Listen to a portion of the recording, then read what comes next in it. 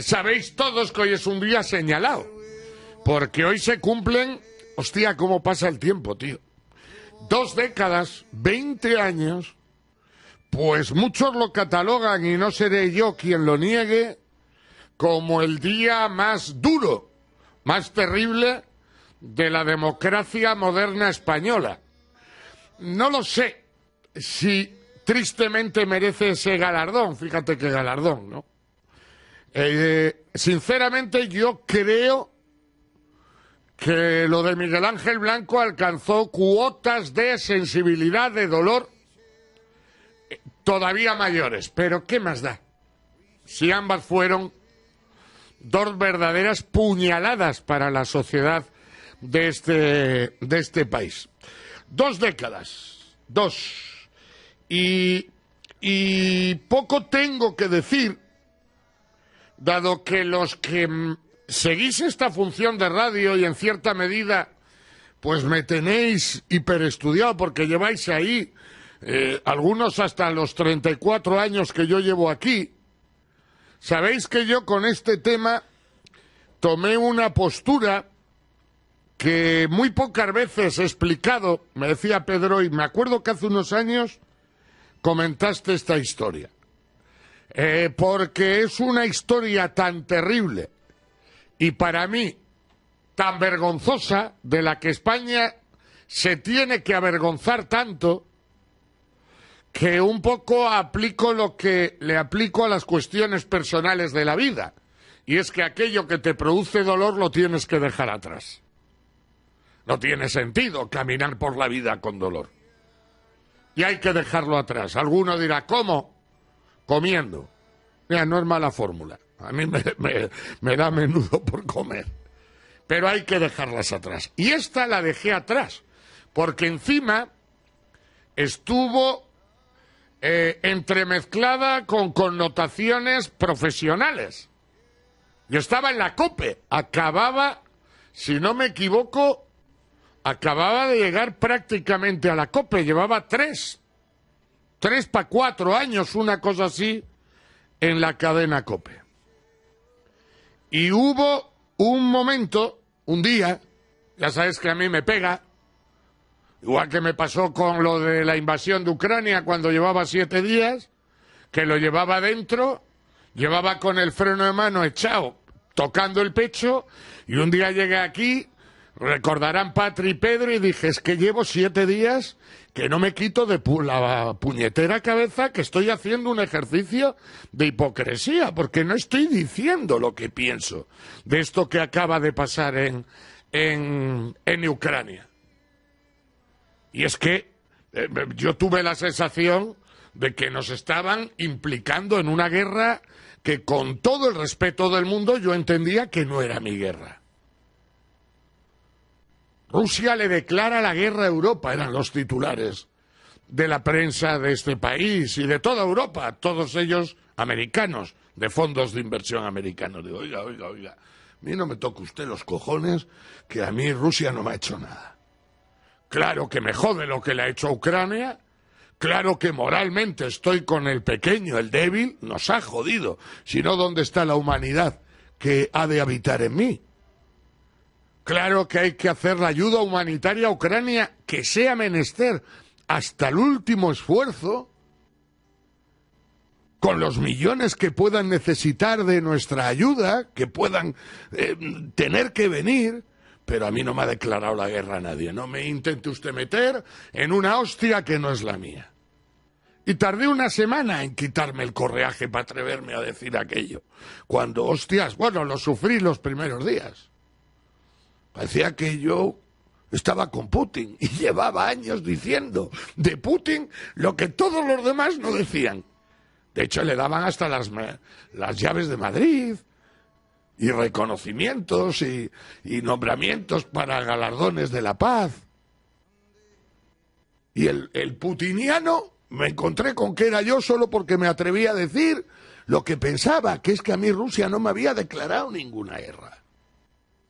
Que esa, lo siento, no es mi película.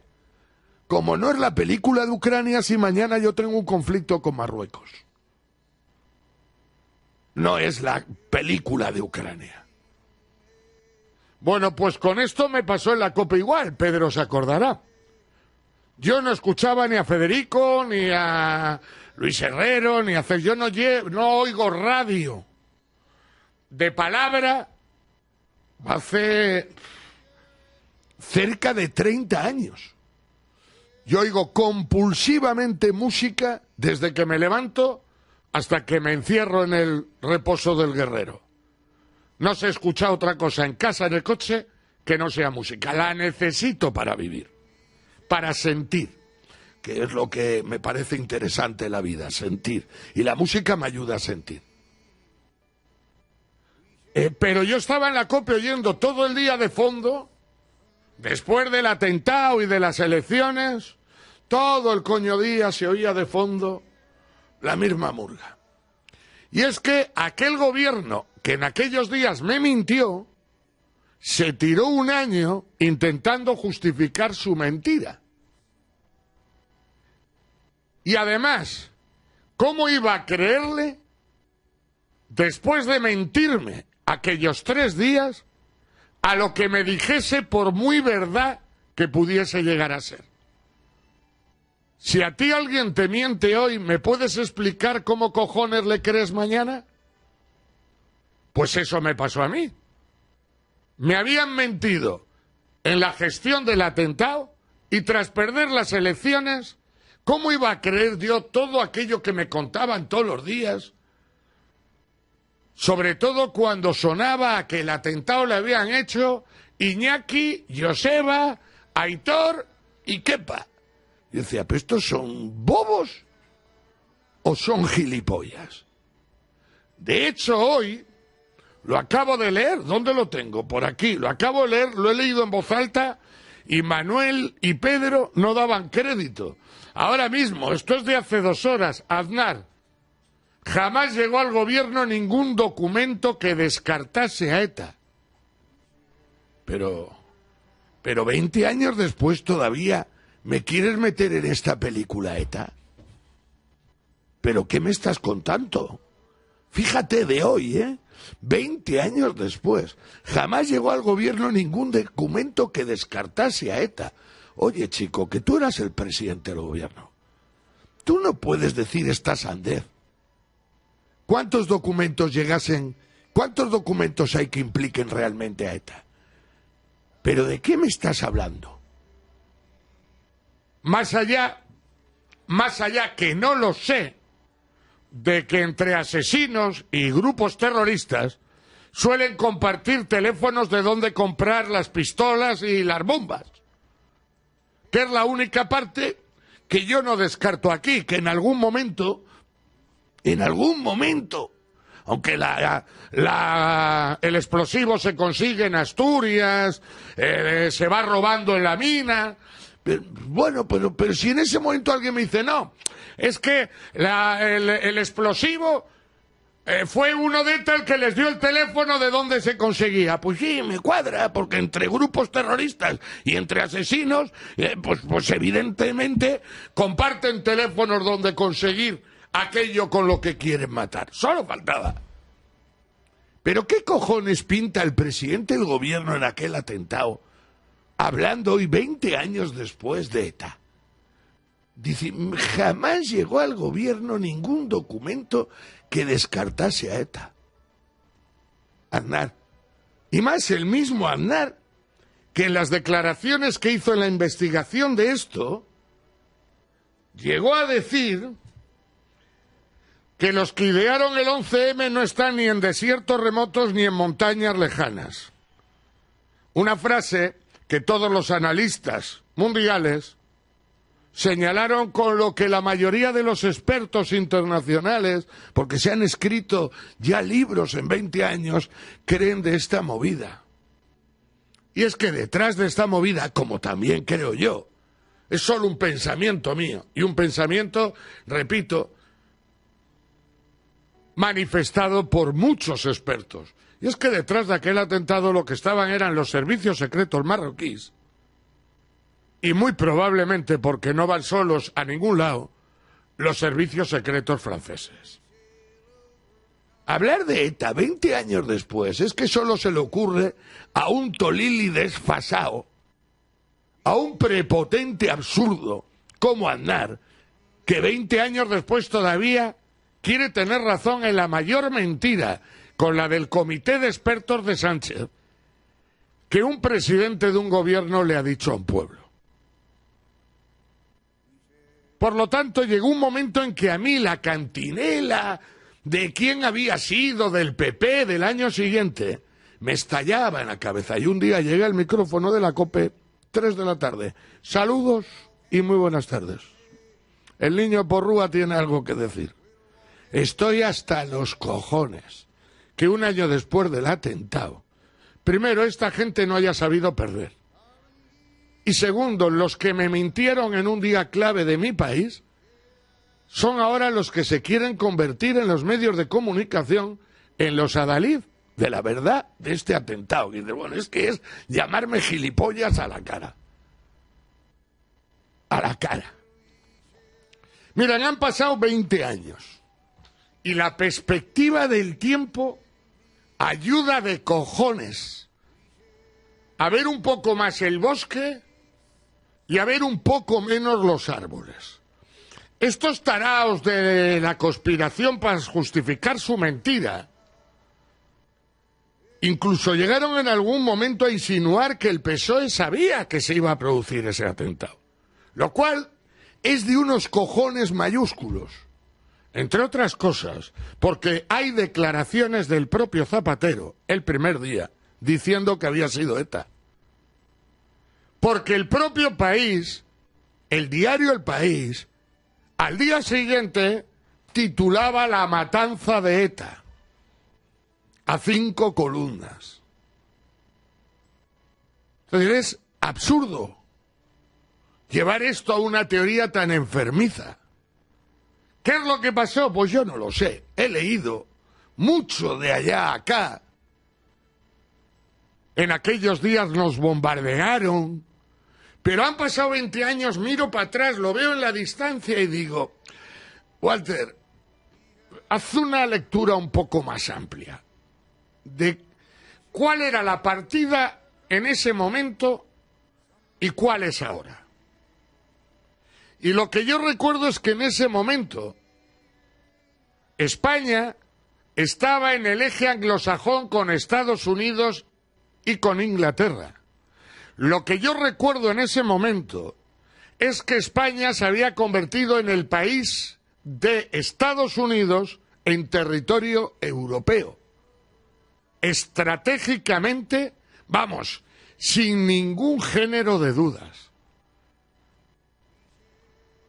Lo que yo recuerdo es que en aquel momento a Francia la jodía de cojones que España se hubiese convertido en la tercera del eje anglosajón. Y por supuesto, en aquel entonces, Marruecos pintaba menos que la UGT con Franco. Y 20 años después, Marruecos se ha convertido en el eje central de Estados Unidos en la zona. Y España se ha convertido en una puñetera anécdota.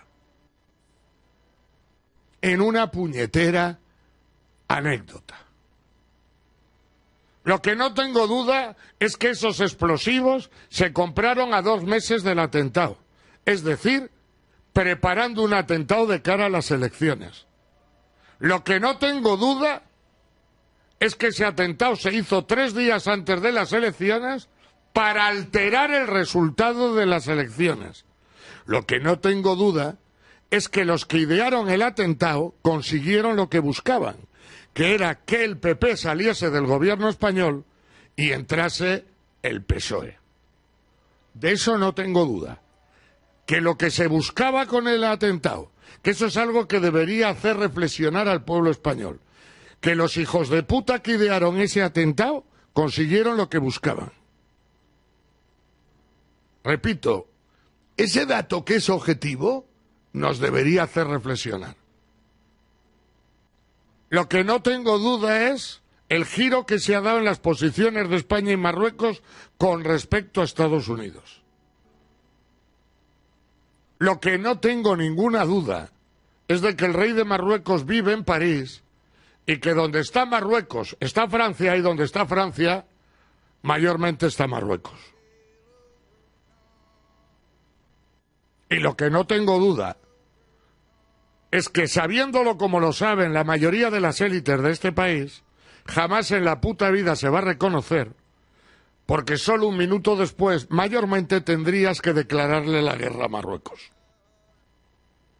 Eso es lo que yo creo. Eso es lo que cree muchísima gente. Eso es lo que en los núcleos de poder todo el mundo está convencido de que pasó. Y lo que nunca, jamás, nadie reconocerá públicamente. Insisto, porque imaginad que eso se reconoce públicamente. Y lo que no tengo duda tampoco es la posición que Marruecos juega en España con el PSOE gobernando, que no tiene nada que ver con la que jugaba con el PP. Nada, absolutamente nada que ver. Yo al PSOE no le culpo nada más que de aprovecharse de la coyuntura, que no es poco, teniendo en cuenta el daño que eso le hace a este país. Pero vamos, que a día de hoy nadie sabe el autor intelectual del atentado, tampoco es algo discutible. Eso no es discutible, eso es un hecho. Nadie sabe hoy el autor intelectual del atentado. Sí se sabe el autor intelectual del 11S, sí se sabe el autor intelectual del atentado de Londres. Del 11M no se sabe, no se sabe. De hecho, Bin Laden y Al Qaeda no hizo una confirmación oficial del atentado. Ciertamente, como que felicitó que hubiese ocurrido el atentado. Y lo curioso es que la supuesta autoría, reconocimiento del atentado apareció en un vídeo grabado con acento marroquí, que no tenía nada que ver. El autor intelectual del atentado de Estados Unidos y de Londres se sabe, tiene nombre y apellido. El de España no. Eran marroquíes, todos los que se suicidaron. No voy a decir supuestamente, porque me vais a perdonar, yo sí creo que se suicidaron. Pues la teoría esa de que se suicidaron, pero no se suicidaron, a mí es que me parece un poco flipante. Pero yo creo que todo el mundo tiene derecho a tener opinión, como la tengo yo y la estoy manifestando en esta función de radio.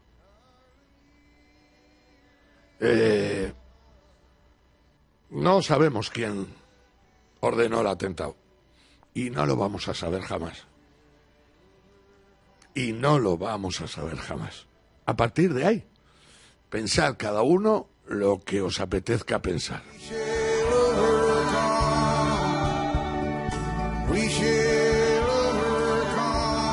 Lo que es verdad es que las más de 200 víctimas que hubo en aquel atentado, por cierto, fue hasta vergonzoso cómo las desunieron políticamente.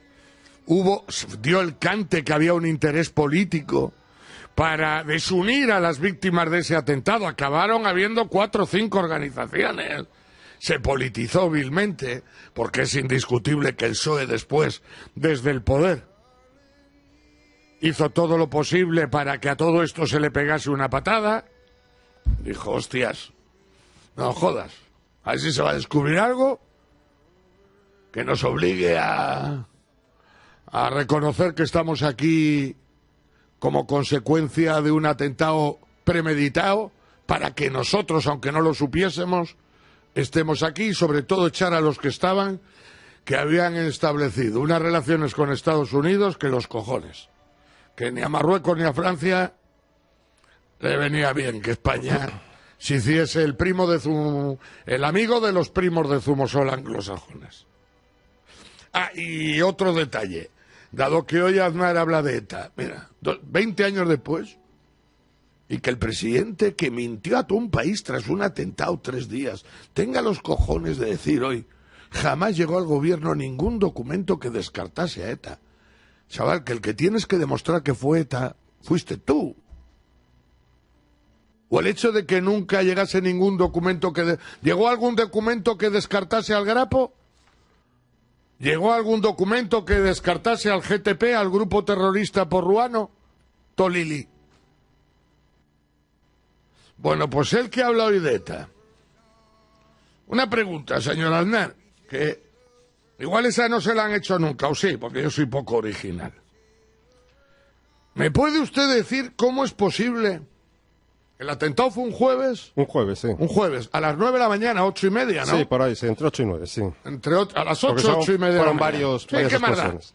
De 8 a 9 de la mañana. Yo creo que el primero fue sobre las 7:00 de la Que mañana. da igual, Patri. Bueno, sí. A primera hora del martes, ¿no, Manuel? Nos queda del jueves. Nos quedamos ahí. Nos quedamos con eso. Una pregunta para el señor Aznar. ¿Sabe usted, señor Aznar, quién fue el primer político que habló en España ese día, no? Minutos después del atentado. El primero que habló. ¿Lo sabe usted, señor Aznar? Mire usted, señor Aznar. Creo que sé la respuesta. ¿Sí? ¿Sabéis la respuesta? Empieza por A el nombre y por O el apellido. Arnaldo Otegi. Arnaldo Otegi. El primer líder de un partido político que habló.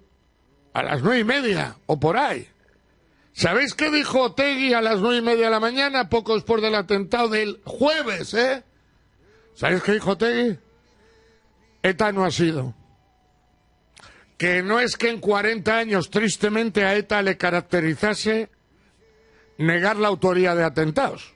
También es verdad que ahora que han pasado 20 años, porque ese día estábamos todos obsesionados con ETA, veníamos de 40 años de atentados con ETA. Por lo tanto, ese día que todos, Zapatero, el país, todo Cristo, dijésemos que era ETA, es normal, porque teníamos muerte, atentado, ETA. Es verdad que lo hiciésemos nosotros, vulgares ciudadanos, era normal. Las élites del país no, y especialmente las élites vinculadas a Interior. ¿Por qué? Porque alguno tenía que haber dicho, oye, si ETA no ha hecho un atentado como este en 40 años. Si los atentados de ETA no tienen nada que ver con esto. Si a ETA se le fue la mano en Hipercor, la lió gordísima por un error de ellos, la policía, ellos, yo creo que ellos, ni policía ni pollas, pero como a Nomaf, siempre queda para la historia, si recibieron mal la llamada, el que la cogió o no, son dudas que quedan para la historia, aunque para mí siempre tiene la culpa el hijo puta que ha puesto la bomba, solo faltaba después que haya habido mala comunicación. Pero desde Hipercor, y fue, repito, a la vista evidente que allí algo nos perdemos. Si ETA no se dedicaba a eso. ETA se dedicaba a poner bombas en trenes para que muriesen ciudadanos de a pie que iban a trabajar a las 7 de la mañana. Pero bueno, ese día, todos menos uno, Otegi, 9:30, nosotros no hemos sido. Digo yo que diría nosotros porque él era uno más. Igual dijo ETA no ha sido. Yo le pregunto al señor Aznar, teniendo en cuenta la pila de veces que usted llamó a ETA, por ejemplo, usted llamó a ETA nada más ser presidente del gobierno, para sentarse a hablar en Suiza y a negociar. Por ejemplo, usted llamó a ETA cuando tenía secuestrado a Miguel Ángel Blanco, para intentar llegar a un acuerdo y liberar a Miguel Ángel Blanco. ¿Cómo es posible que ni usted ni nadie de los suyos ese jueves llamase a Arnaldo Otegi, a ETA? Decir, oye, que Arnaldo, que has dicho que tú no has sido, que vosotros no habéis sido. Pues no, te aseguro que nosotros no hemos ido. ¿Por qué no llamó a ETA? A ver si ETA le decía que no. Si le había llamado varias veces, José María. Quizás, José María, porque el negocio político estaba en mantener hasta el domingo a las 8 de la tarde que se cerrasen los colegios electorales el rollo de que había sido ETA. Igual por eso ese viaje, qué casualidad, nos pusisteis en contacto con ETA. Cuando teníais hilo directo, llegaste a presidente, apa, y lo primero, oye, que nos reunimos en Suiza, que yo hablo euskera en privado, que mi padre es de Bilbao. Y cuando aquello no, igual era mejor no llamar, no hace que te lo confirmase personalmente que tal no había sido. Triste historia de este país. Un día horrible y una historia detrás que hay mucho experto que dice que mejor 3 Ave Marías y dejarlo en en el pasado. Eso sí, eso sí. Que eran amigos Sánchez ahora de los marroquíes. Si no fuese porque no tengo la mente retorcida, hasta pensaría que toda la amistad de Sánchez y su mujer con Marruecos de la noche a la mañana está directamente vinculada a toda esta historia, pero yo tengo una mente relajada. No me da para pensar esas maledicencias. Calor y cariño de hogar para nuestros mayores es la Residencia y Centro de Día San Cipriano. Asistencia sociosanitaria todos los días, con enfermera, psicólogo, terapia ocupacional, rehabilitación cognitiva por ordenador y fisioterapeuta, con gimnasio para rehabilitación. Estancias temporales y permanentes en Residencia y Centro de Día San Cipriano. Abierto de 7 de la mañana a 11 de la noche. Residencia San Cipriano, lo mejor para nuestros mayores. Soto de la Marina, teléfono 942 57 82 32. Página web residenciasancipriano.com. Me hizo uno por aquí. Walter, joder, tu obsesión con Aznar, que es el mejor presidente que ha tenido España en la historia. ¿Obsesión? ¿Yo? ¿Con Aznar? A mí me da igual que tú me creas o que no me crea nadie. Cero patatero, no tengo ninguna obsesión con Aznar. Aznar ha sido el mejor presidente económicamente hablando de la historia de este país. ¿Sabes por qué? Porque lo que es contable no es discutible. Te diría incluso que Aznar, aunque hizo el ridículo con Irak, hasta ha sido el mejor presidente de la historia de España en movimientos geopolíticos internacionales. De hecho, acabo de hablar de la posición que tenía España en el eje anglosajón. Repito, lo que es contable y el potencial internacional que adquirió España con Aznar tampoco es discutible. Mira, ya van dos cosas en las que te digo que Aznar posiblemente tenga razón, sea el mejor presidente que ha tenido España. Van dos. Te puedo decir otra, que lo avala. Con Aznar España se convirtió en la 8ª potencia del mundo. Es un buen dato, para defender posiblemente que Aznar ha sido el mejor presidente de la historia de este país. Pero dicho todo eso, y haciendo honor a que nadie es perfecto, Aznar y su puta prepotencia se llevaron por delante aquel fin de semana al PP y a España. Porque si Aznar hubiese tenido la honradez, punto primero y vital e indiscutible, innegociable, y la valentía que le faltó, demostró ser cobardón, para haber dicho él, el primero, en cuanto tenían ya las primeras sospechas, que fue antes de lo que creemos. Si Aznar hubiese salido aquel viernes delante del país a decir: esto lo han hecho terroristas islamistas y se van a cagar, aquel domingo Rajoy, que era el sustituto, y su partido hubiesen ganado de calle las elecciones.